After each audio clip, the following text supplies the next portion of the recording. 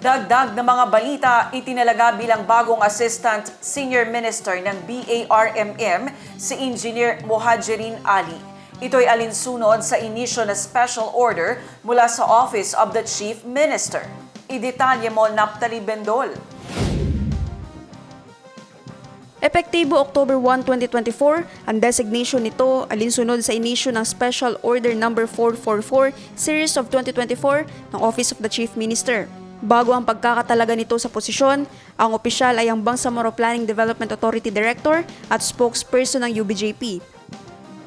Tayo pa rin po ang spokesperson ng UBJP, ako pa rin po ang DG ng BPDA, ang ating NEDA sa BARM, and then itong panibagong challenge at panibagong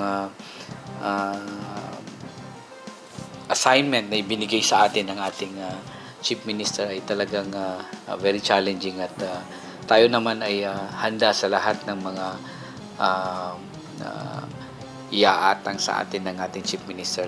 In terms of the task, dagdag po ito doon sa trabaho natin. Ang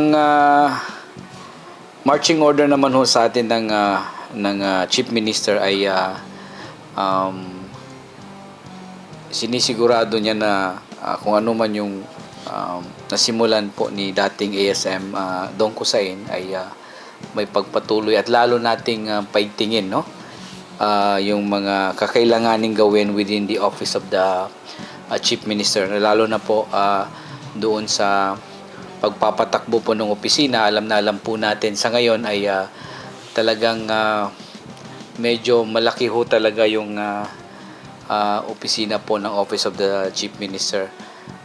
Inalam ko nga ho, no, kung ano yung mga meron within the Office of the Chief Minister in terms of institutions.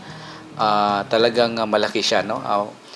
Simula yan sa admin and finance niya na. Within the OCM, meron na silang 4 na bureaus na nandyan, no? Nandyan ang finance, admin, and then TMS, technical, and then yung ISS.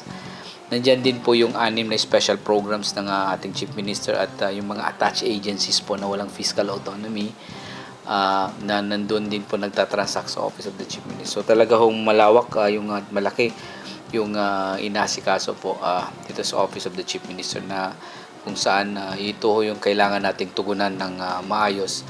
Di naman ho natin sinasabi na hindi